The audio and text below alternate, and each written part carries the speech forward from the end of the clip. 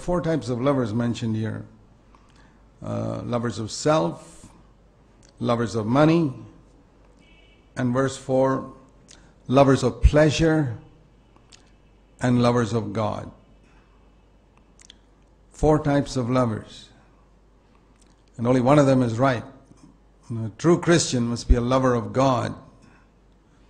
But instead of being a lover of God, he's going to be a lover of himself. His own rights, his reputation, his honor. One of the proofs of that is we get so easily offended. Only one who loves himself gets offended. One who doesn't love himself but loves God never gets offended with anything that another person says or doesn't say, with anything that another person does or doesn't do. We get offended because we get hurt. Our self-life gets hurt by the way somebody treated us, by what we heard somebody said about us behind our back. We love ourselves so much. And who are we talking about now? Unbelievers? No. So-called believers who have never understood what it is to take up the cross and put self to death. See, because in the last days there's going to be very little preaching about the cross and death to self-life. It's almost unheard of in most churches today and never heard of in Christian television.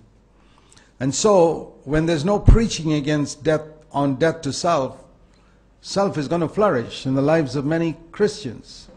They won't even know that you cannot follow Jesus if you love yourself. They'll think you can love yourself and follow Jesus. And look at the multitudes of Christians who get offended and hurt and don't even feel that that's a terrible sin. They say, well, somebody did that to me. I have a right to be hurt. Exactly, because you're an unbeliever. You're not a disciple of Jesus. That's why you've got a right to be hurt. If you're a disciple of Jesus, you have no right to be hurt. Jesus was never hurt. When they called him Prince of Devils, they spat on his face, they did all types of things.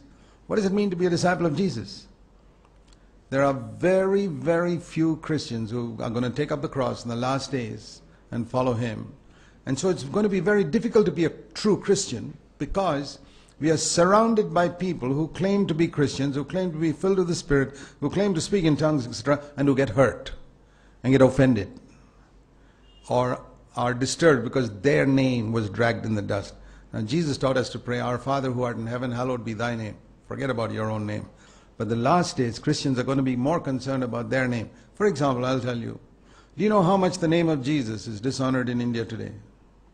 But that doesn't disturb most people who call themselves Christians. But if their name was dragged in the mud by somebody once, boy, that would really disturb them. Or if their little pretty daughter's name was dragged in the dust, boy, that would disturb them.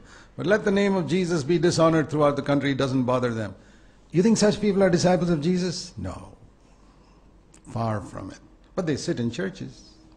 They claim to be born again. They claim to love the Lord. That is the amazing thing that the devil has done, deceiving them, that they love themselves from top to bottom, head to foot, and they think they're disciples of Jesus. So we can only warn you, nobody can change you from being a lover of self if you don't want to be free from it yourself.